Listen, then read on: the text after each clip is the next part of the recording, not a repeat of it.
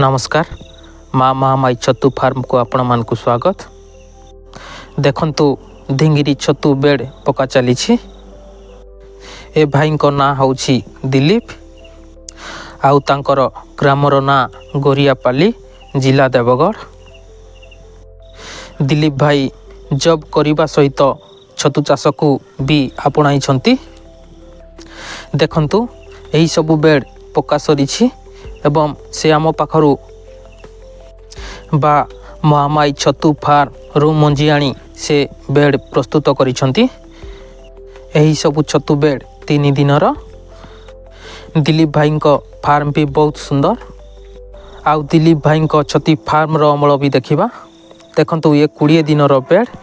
देखंतु केते भल भाव रे छोट छोट पिन हेड भी आसी सारिलानी।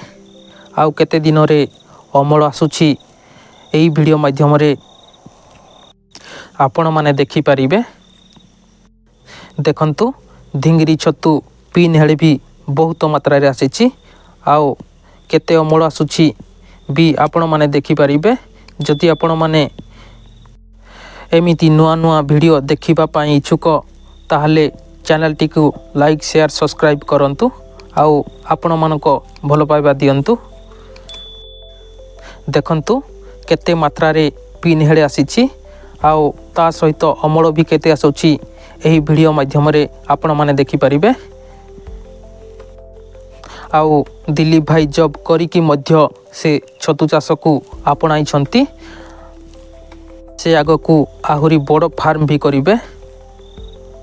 जदि आपण माने छती मंजी पाई पारु नाहंती ताहाले कमेंट करंतु। आउ ताहा सहित चैनल टी को सब्सक्राइब करंतु जहा फल रे जहा भी वीडियो अपलोड करा जिवो सर्वप्रथमे आपण माने देखि परिबे। देखंतु एही सबु बेड 23 दिनर।